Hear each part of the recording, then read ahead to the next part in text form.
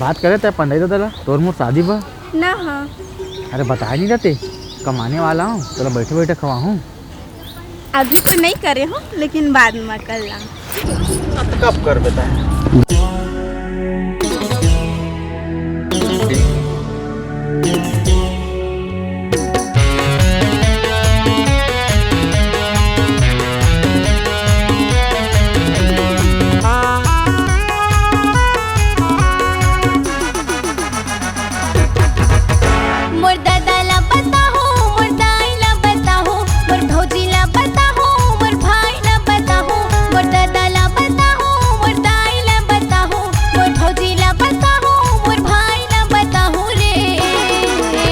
कमाने वाला मैं बैठे बैठे खाऊं हम दोनों के शादी हो जाए ऐसे समझाओ।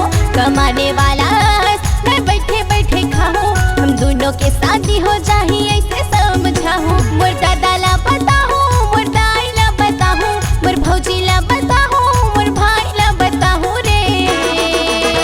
कमाने वाला मैं बैठे बैठे खाऊं हम दोनों के शादी हो जाए ऐसे समझाओ। कमाने